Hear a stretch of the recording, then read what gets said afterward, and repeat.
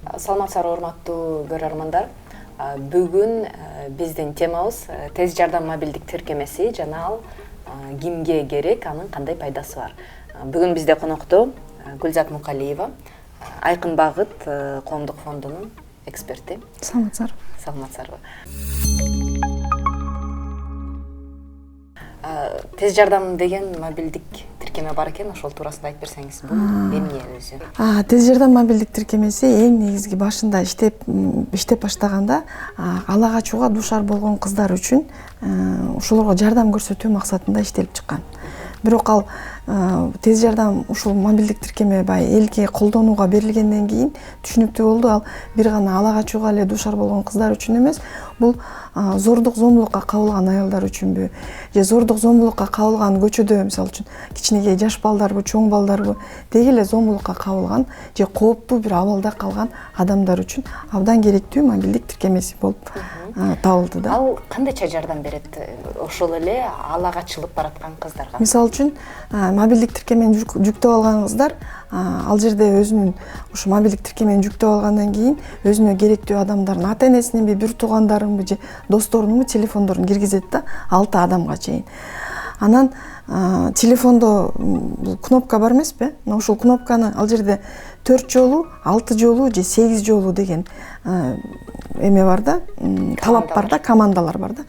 Мына ошол 4 жолу десе, ол ошол ала качып кетип баратканда деле ошону 4 жолу басса, жөн гана сумкасындабы же чөнтөгүндөбү ошол кыздын 4 жолу басса, ал СМС билдирүү ошол куткаруу тобуна кирген жакындарына, бир туугандарына СМС билдирүү кетет. Анан 30 секундка чейин аудио запись, аудио жаз билдирүү кетет, аудио билдирүү. Ошондо 4 жолу баскандан кийин телефон автоматтык түрдө ошол жакта эмне болуп атканын жазат. Жазат. Аудио запись жүрөт. Андан сырткары СМС билдирүү кетет. И үчүнчүсү ошол локация кетет, геолокациясы. Ал кыз азыр ошо жардам сурап жаткан учурда кайсыл жерде турат. Ошол геолокациясы менен биргеликте СМС келет да, СМС билдирүү келет. Ошол куткаруучу топко кирген адамдарга. Анан алар аны уккандан кийин аудиозапись келет да, 30 секундка чейинки аудиозапись. Аны угушат, анан геолокацияны көрөт. Ошол аркылуу ал кызга жардам берсе болот. Аркасынан барып.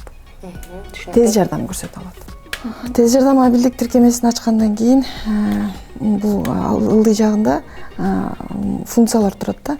Биринчи точканы басканда бул жерге өзүнүн атын жазыш керек. Ким болсо өзүнүн атын жазат.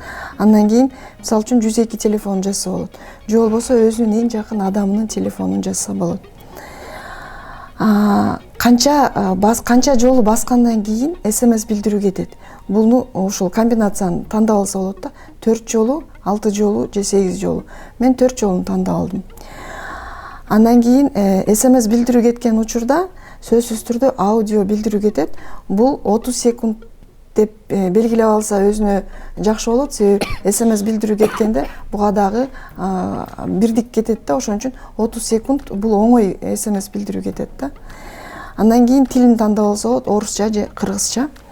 Анан аудио жаздыруу 30 секунд мисалы үчүн билдирүү СМС менен кетсе, калганы 5 саат убакытка чейин телефондо жазыла берет. Ошол окуя бүткөнгө чейин аудио билдирүү жазыла берет. Бул кийин эгерде сот органдарына же укук коргоо органдарына кайрылса, мунун бардыгы далил катары колдонууга мүмкүн болот. Андан кийин бул жерде СМС билдирүүнүн эгерде капыстан 4 жолу басып алса, бардыгына кетип калат да СМС билдирүүчү.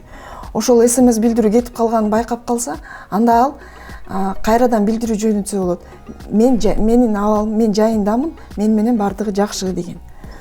Бул аркылуу ыкчам байланышка чыкса болот, же 112 же 102. Бирок эгерде 102-ни көрсөтүлгөн болсо, анда 102 менен ыкчам байланышка чыкса болот.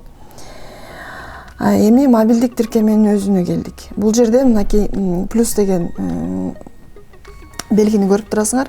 Муну баскандан кийин силердин контакттарыңардын арасындагы адамдарды, кимдерди кошо аласыңар. Мына ошол адамдарды кошсоңор болот да. Мына бул 6 адамга чейин кошулса болот. 6 адамга чейин кошсоңор болот. Бирок сөзсүз түрдө эле 6 эмес, 4 да 5 да кошуп койсоңор болот да. Башкача айтканда бул жерге 6 адамга чейин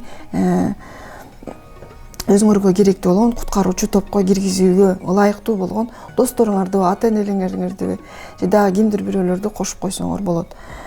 Анан ушундан кийин, мисалы үчүн, бул куткаруучу топ тез жардам мобилдик тиркемеси жүктөлдү да. Жүктөлгөндөн кийин, мисалы үчүн көчөдө кетип баратасыңар, силерге тез жардам керек. Ошондо мисалы үчүн мен 4 жол деп жаздымбы? Ошондо 1 жай эле шашпай, 2, 3, 4 жол баскандан кийин СМС билдирүү кетет. Мынакей спасательный круг деп турат. Башкача айтканда, ошо куткаруучу топко кирген адамдар өзүнүн СМС билдирүү алышты деген сөз. Бул тиркеме интернет бар учурда гана иштейби же интернет жок болсо деле иштейби? Бул тиркемени ошол СМС билдирүү кетирип аткан учурда сөзсүз түрдө 2 сомдон ашык бирдик болуш керек телефондун өзүндө. Себеби СМС сөзсүз түрдө ошол бирдик болгондо кетет да. Демек, кыздар ар дайым өзүнүн бирдигин көзөмөлдөп, эми 10 сомго чейинки бирдик болсо телефондо, демек ал СМС билдирүү кетет деген сөз да. Интернет кошулбаса деле. Интернет кошулбаса деле.